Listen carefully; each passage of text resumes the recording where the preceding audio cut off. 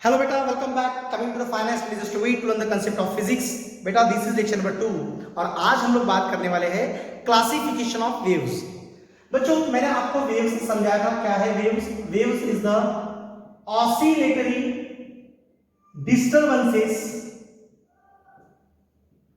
From one point two another point. बच्चों इसके पहले वाले वीडियो में मैंने आपको समझाया था, पूरा डिटेल में बताया था कि वेव क्या है। वेव मतलब ऑसिलेटेड डिस्टर्बेंसेस है from one point two other point. मतलब क्या होता है, एनर्जी ट्रांसफर होती है, पार्टिकल कभी भी माइग्रेट होता नहीं। बेटा आज हमें बात करनी है कि वेव्स का क्लासिफिकेशन कैसा है। Okay, waves are classified into so many categories. पहले हम लोग देखेंगे बच्चों मैकेनिकल वेव्स। ओके, मतलब नेसेसिटी ऑफ द मीडियम। पहला हम लोग डिस्कस करेंगे according to necessity of medium. Medium की नेसेसिटी के हिसाब से वेव्स को दो कैटेगरीज में क्लासिफाई किया गया है। नंबर 1 एक है मैकेनिकल वेव्स और दूसरी है नॉन मैकेनिकल। पहले बात करते हैं मैकेनिकल क्या है। बच्चों मैकेनिकल वेव वो वेव होती है, ऐसी wave which requires a material medium for their propagation। कुछ वेव्स ऐसी होती है जिनको प्रोपोगेशन करने के लिए मीडियम की आवश्यकता होती है। a wave which require a medium for their propagation is called as mechanical waves। Example अगर आपको देना है तो हम लोग दे सकते हैं sound wave, water wave, so many waves। okay, so these are the waves which require a material medium for their propagation। बच्चों दूसरी तरफ बात करेंगे हम लोग नॉन मैकेनिकल वेव्स। बच्चों नॉन मैकेनिकल वेव्स किसे कहा जाता है? ऐसी waves which do not require any medium for their propagation। मतलब उस वेव्स को प्रोपोगेट होने के लिए किसी भी मीडियम की आवश्यकता नहीं होती है, उन्हें कहा जाता है बच्चों क्या? Non mechanical waves. जैसे कि कौन सी? Electromagnetic waves. Electromagnetic waves is one of the best example of non mechanical waves. तो बच्चों नेसेसिटी इसके हिसाब से मीडियम को दो कैटेगरीज में डिवाइड किया, मैकेनिकल वेव्स और नॉन मैकेनिकल वेव्स। नंबर 2 अब बात करेंगे अकॉर्डिंग टू डायरेक्शन।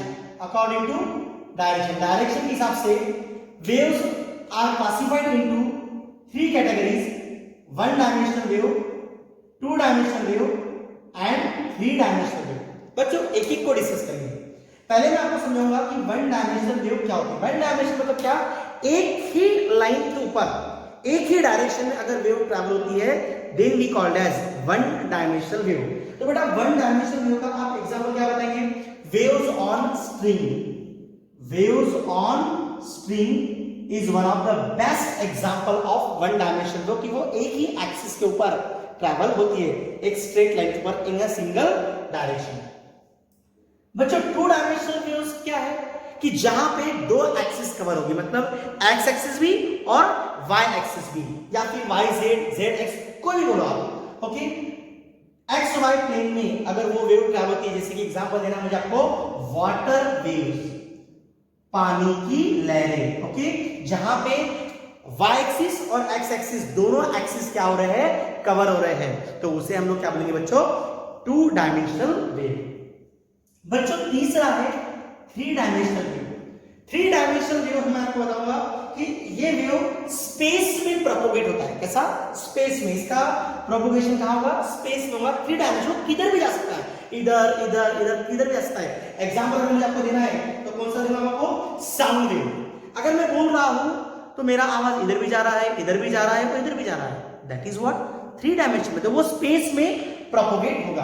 तो दो चीजें होगी, according to necessity, according to direction. इसके बाद में नेक्स्ट हम लोग देखेंगे number 3 according to vibration of, according to direction of vibration of the particles, according to direction of vibration of the particles of medium। वापस से पढ़िएगा एक बार। according to direction vibration of particles of medium.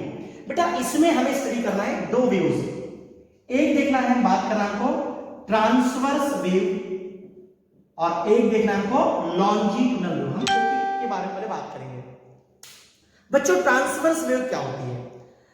ऐसी wave, a wave in which particles of the medium vibrate perpendicular to the direction of propagation of wave। अगर direction of propagation of wave ऐसा है तो उस medium के particles कैसे vibrate करेंगे? Perpendicular direction में। Okay, just like this. ये एक पार्टिकल है, तो ये अगर वेव इधर जा रही है तो ये पार्टिकल्स ऊपर नीचे वाइब्रेट करेंगे। So such type of wave is called as what? Transverse wave, जिसके अंदर क्रीज और ट्रफ का क्या होगा? फॉर्मेशन होगा। So this is one of the best example of transverse wave. Okay, तो हम लोग इसका एग्जांपल देंगे waves on string। आप लोग गिटार बजाते हैं, ओके, तो that is what transverse wave, मतलब उस मीडियम के पार्टिकल्स कैसे वाइब्रेट होंगे? Perpendicular to the direction of propagation of the wave. बच्चों सेकंड एग्जांपल, इसका सेकंड टाइप है, सेकंड टाइप है इसका लॉन्जिट्यूडिनल वेव। अब ध्यान दो, ये भी बहुत सुंदर सा वेव है, लॉन्जिट्यूडिनल वेव। बच्चों इस वेव की क्या खासियत है? इसमें मीडियम के पार्टिकल्स कैसे वाइब्रेट होंगे? पैरेलल। कैसे? Parallel to the direction of propagation of wave. जैसे कि साउंड वेव, साउंड वेव में एयर पार्टिकल्स कैसे वाइब्रेट होंगे? पैरेलल। ओके, मतलब डायरेक्शन ऑफ प्रोपगेशन अगर इधर जा रहा है सीधा, ओके, तो वहां पे पार्टिकल्स ऐसे वाइब्रेट होंगे, parallel to the direction of propagation of wave. यहां पे particles vibrate perpendicular to direction of मैं यहां लिखूंगा डायरेक्शन ऑफ प्रोपोगेशन, और यहां पे लॉन्जिट्यूड में क्या होगा? Parallel to the direction of propagation. दोनों का डिफरेंस समझ लो कि इस केस में ट्रांसवर्स में particles vibrate perpendicular to the direction of propagation of wave बोलो, ओके, और इसमें particles vibrate parallel to the direction of propagation of wave. बच्चों इसके बाद में लास्ट हम लोग लिखेंगे अकॉर्डिंग टू, मैं यहां पे ऊपर लिखूंगा number 4, according to energy propagation. According to energy propagation, इसके हिसाब से वेव्स को क्लासिफाइड किया दो कैटेगरीज में। एक होता है प्रोग्रेसिव वेव और दूसरा होता है बच्चों क्या? Stationary wave. हम लोग बात करेंगे इसके ऊपर भी एक बार। बच्चों प्रोग्रेसिव वेव क्या है और स्टेशनरी वेव क्या है? पहले बात करते हैं प्रोग्रेसिव वेव के बारे में। बच्चों प्रोग्रेसिव वेव मतलब वो वेव जो कंटिन्यूअसली एक ही डायरेक्शन में ट्रैवल होगी, वो चाहे पॉजिटिव एक्स डायरेक्शन हो, वो चाहे नेगेटिव एक्स डायरेक्शन हो, डायरेक्शन कोई होना चाहिए लेकिन कंटिन्यूअसली वापस नहीं आना चाहिए वेव। अगर वेव एक ही डायरेक्शन में ट्रैवल करती है then we call as what? Then we call as progressive wave. Very simple definition: a wave which continuously travels in a single direction is called as progressive wave. समझ में आया बच्चों? Stationary wave क्या होता है? बच्चों स्टेशनरी वेव को और में कहते हैं also called as standing wave.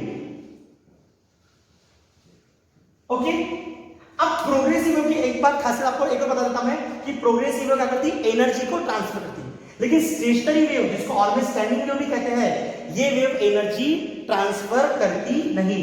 Stationary wave do not transfer energy, बहुत बड़ी बात है। लेकिन ये कंसेप्ट जब हम लोग प्योरली स्टेशनरी वेव पढ़ेंगे ना, तब मैं आपको पूरा डिटेल में समझाऊंगा कि स्टेशनरी वेव एनर्जी ट्रांसफर क्यों नहीं करती। बस मुझे सिर्फ अभी आपको क्लासिफिकेशन समझाना था, इसलिए मैं इतना ही बोलूंगा कि प्रोग्रेसिव वेव एनर्जी को ट्रांसफर करती क्योंकि वो सिंगल डायरेक्शन में ट्रैवल करती। लेकिन थोड़ा सा अगर बोलना है कि स्टेशनरी वेव जो कैसा होता है, ये दो रिजिड सपोर्ट्स है, ओके, ये वेव यहां से गई और इसके ऊपर इंसिडेंट इट गेट्स रिफ्लेक्ट, और ये इस तरह से क्या होगा बच्चों? ट्रैवल होगा। तो इसे कहते हैं स्टेशनरी वेव का फॉर्मेशन। डिटेल में जब हम देखेंगे, जब हम उस टॉपिक पे बात करेंगे, तब मैं आपको डिटेल बताऊंगा। तो ये वेव एनर्जी ट्रांसफर करती नहीं। तो आज की क्लास में हमने क्या देखा? क्लासिफिकेशन ऑफ वेव्स, जो कि according to necessity, according to direction, according to direction of vibration of the particles of the medium or according to energy propagation. So this is the classification of waves. This is all about this. Okay, so much. Thank you so much for watching the video.